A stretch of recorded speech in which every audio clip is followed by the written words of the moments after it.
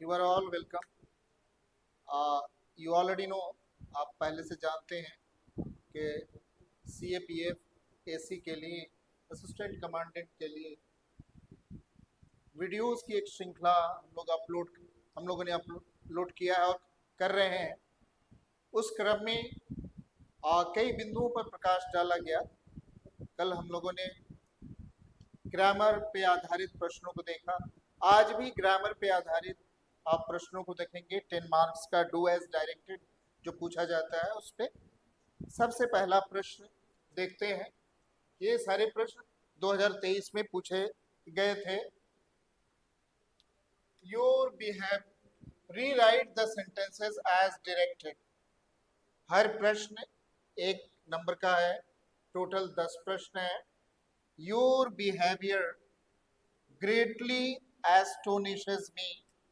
जैसा कि आप देख रहे हैं कि इस वाक्य में योर बिहेवियर सब्जेक्ट है, एस्टोनिशेस वर्ब है और ये एक्टिव वर्ब है।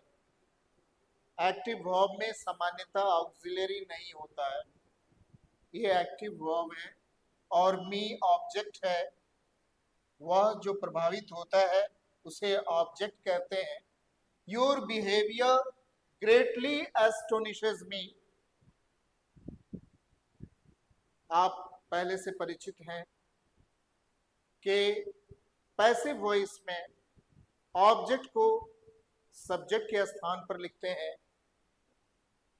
मी ऑब्जेक्ट फॉर्म है प्रोनाउन का, इसका सब्जेक्ट फॉर्म आई होता है, इसलिए मी को आपने आई में चेंज कर दिया। आई पैसिव सब्जेक्ट बन गया, पैसिव वाक्य का सब्जेक्ट बन गया, क्योंकि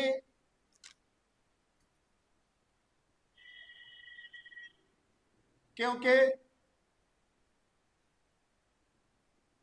मूल वाक्य प्रेजेंट सिंपल में है। अतः हमें ऑक्सिलरी वर्ब एम की आवश्यकता पड़ेगी सब्जेक्ट आई के अनुसार। I am greatly astonished. मैं बहुत आश्चर्यचकित हूं तुम्हारे व्यवहार से। I am greatly astonished by your behaviour या एट योर बिहेवियर भी हो सकता है। I am greatly astonished by your behaviour. मैं तुम्हारे व्यवहार से बहुत ही आप व्यवहार पे बहुत ही अधिक आश्चर्यचकित। आई पैसिव सब्जेक्ट है, एम ऑक्सिलियरी वर्ब है, एस्टोनिश्ड एस्टोनिश का V3 है, बाई प्रेपोजिशन है और योर बिहेवियर एजेंट है जो कि मूल वाक्य का सब्जेक्ट था, वो एजेंट के स्थान पर आ गया। Subject plus auxiliary verb plus adverb greatly plus V3 plus preposition by plus your behavior. Now have a look at the second sentence. He said, where will I be this time next year? उसने कहा, comma है, reporting verb है, inverted comma में है। Where will I be this time next year? अगले साल इस समय मैं कहाँ होगा।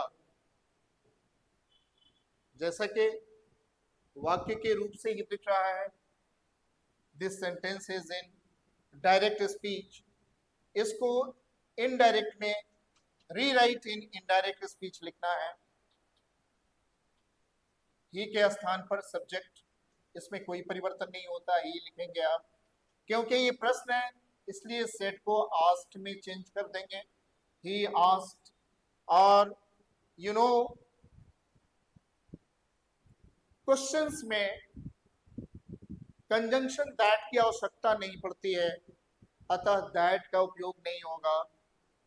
केवल WH क्वेश्चन को लिख देंगे। यही वाक्य में कंजंक्शन का कार्य करेगा। और एक और नियम है, नियम का एक और अंग है कि डायरेक्ट क्वेश्चन में वाक्यों का क्रम अलग होता है और इनडायरेक्ट में वो सकारात्मक वाक्य के जैसे हो जाता है। अतः आपको आई को ही में परिवर्तित कर देंगे, आई सामान्यतः ही में बदल जाता है, आई के स्थान पर ही लिखेंगे। विल का पास्ट वुड होता है, अतः वुड लिखना पड़ेगा। मूल verb be, main verb be, he would be. This time को आप बदलकर दैट टाइम कर देंगे, दिस टाइम बदलकर दैट टाइम हो जाएगा और next year the following year में परिवर्तित हो जाता है। अतः इस वाक्य का इनडायरेक्ट स्पीच में करेक्ट फॉर्म होगा he asked where he would be that time the following year. Now have a look at the third sentence. As soon as क्या है? एक कंजंक्शन है, कंपाउंड कंजंक्शन है। As soon as she reached her home, जैसे ही वह घर पहुंची। The messenger arrived, संदेशवाहक आ गया। इस वाक्य को बिना अर्थ बदले हुए नो सूनर से लिखना है। नो सूनर दैन और एज सुन एज का एक ही अर्थ है, दोनों के अर्थ में कोई अंतर नहीं है। आप नो, जैसा कि आप जानते हैं, नो सूनर के साथ ऑक्सिलियरी डिड की आवश्यकता पड़ती है और इसके उपरांत सब्जेक्ट को लिखते हैं। अतः आप लिखेंगे no sooner did she reach her home. As soon as she reach her home के स्थान पर आपको लिखना होगा no sooner did she reach her home, और नो सूनर के साथ दैन का भी कंजंक्शन, दैन का भी प्रयोग होता है, इसलिए आप लिखेंगे no sooner did she reach her home than the messenger arrived. वो अभी घर पहुंची ही थी कि संदेशवाहक पहुंच गया। अतः दोनों वाक्य के स्वरूप पे ध्यान दें कि नो सूनर के साथ कंजंक्शन डिड का प्रयोग होगा, सॉरी नो सूनर के साथ ऑक्सिलरी डिड का प्रयोग होगा और कंजंक्शन दैन का प्रयोग होगा। एज सुन एज के साथ दैन या व्हेन किसी भी कंजंक्शन की आवश्यकता नहीं पड़ती है और ना ही ऑक्सिलरी की आवश्यकता पड़ती है। Question number 5, he walks in an awkward fashion, वह अजीब ढंग से चलती है। इस वाक्य में जैसा कि स्पष्ट है, वॉक्स प्रेजेंट सिंपल टेंस में है और अफर्मेटिव सेंटेंस में है। अफर्मेटिव सेंटेंस का क्वेश्चन टैग नेगेटिव में होता है और नेगेटिव के लिए आपको ऑक्सिलरी की आवश्यकता है। अतः यहाँ पे डजंट लिखना पड़ेगा। ही walks in an awkward fashion, ही के अनुसार थर्ड पर्सन सिंगुलर में नेगेटिव लिखना पड़ेगा डजंट और उसके उपरांत फिर सब्जेक्ट को लिखते हैं ही। अतः सही स्वरूप होगा he walks in an awkward fashion doesn't he. Have a look at the fifth sentence. My son always confides me, मेरा बेटा हमेशा मुझसे राज की बातें कहता है। यहाँ इस वाक्य में आपको शुद्ध प्रीपोजिशन लिखना है। प्रीपोजिशन कन्फाइड के साथ प्रीपोजिशन इन का प्रयोग होता है, कन्फाइड के साथ प्रीपोजिशन इन का प्रयोग होता है। अतः इस वाक्य में हो जाएगा My son always confides in me. Now have a look at the sixth sentence. He visits me rarely. वह शायद ही मुझसे मिलने आता है। शब्द रेयरली वाक्य को नकारात्मक बना देता है। इसके अर्थ को बिना बदले हुए आप नकारात्मक वाक्य में ऑफन का प्रयोग करके समान अर्थ आप प्रोड्यूस कर सकते हैं। He does not often visit me, वह प्रायः मुझसे नहीं मिलता है या वह शायद ही मुझसे मिलता है। Similar meaning. Have a look at the sixth sentence. He is so clever that he cannot be trusted. He is so clever that, so that conjunction है। ऐसे वाक्यों को जिसमें so और that हो, उसे कन्वर्ट करने के लिए नेगेटिव में अगर उस वाक्य को इन्फिनेटिव की सहायता से व्यक्त करना है तो टू वर्ब एडजेक्टिव के पहले या एडवर्ब के पहले शब्द टी ओ का प्रयोग करते हैं और उसके उपरांत इन्फिनेटिव का प्रयोग करते हैं। He is so clever that, वह इतना चालाक है, that he can not be trusted, कि उस पर विश्वास नहीं किया जा सकता है। इसको आप पुनः इस प्रकार लिख सकते हैं, he is too clever to be trusted. There is no difference in meaning, the difference is in the structure only. जिसे आप रिमूव टू भी, ऐसे समस्याओं को आपने आरंभिक क्लासेस में पढ़ा होगा। रिमूव टू जिसे कहते हैं। Question number 8, neither of the plans, इन योजनाओं में से कोई भी नहीं। नाइदर एक नकारात्मक शब्द है और दो में से एक के लिए प्रयोग होता है, दो में से कोई नहीं। ये एक सिंगुलर सब्जेक्ट को रेफर करता है, अतः वर्ब अपने नजदीकी शब्द से इसमें प्रभावित नहीं होगा, प्लान से प्रभावित नहीं होगा।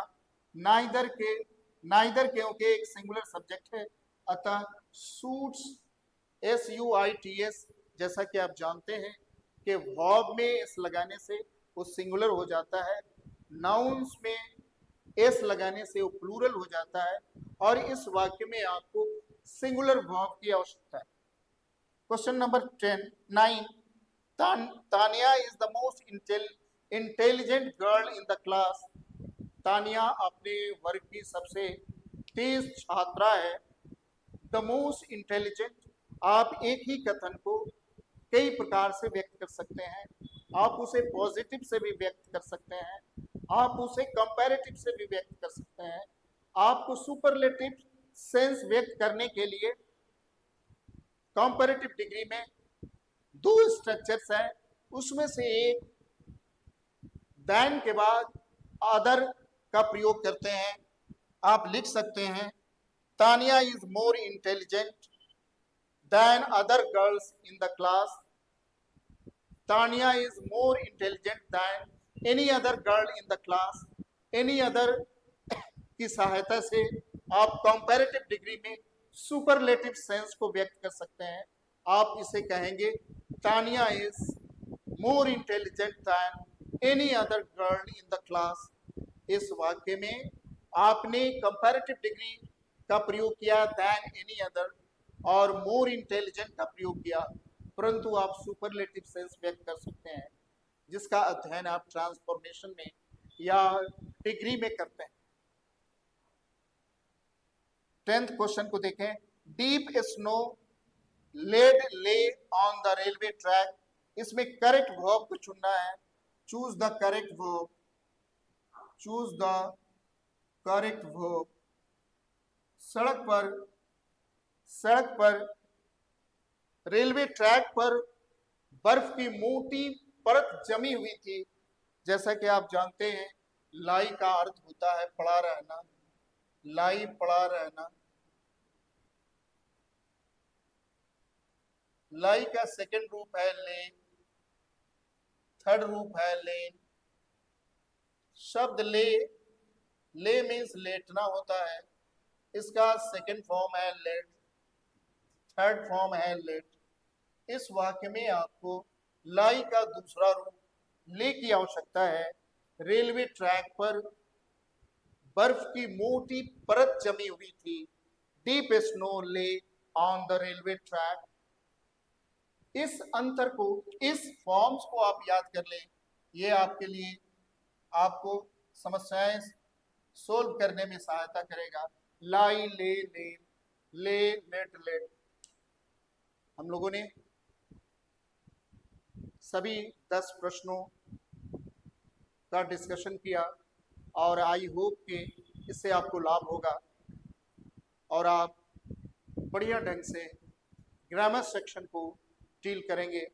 Thank you very much for being with me. See you in the next video. Until then, good night.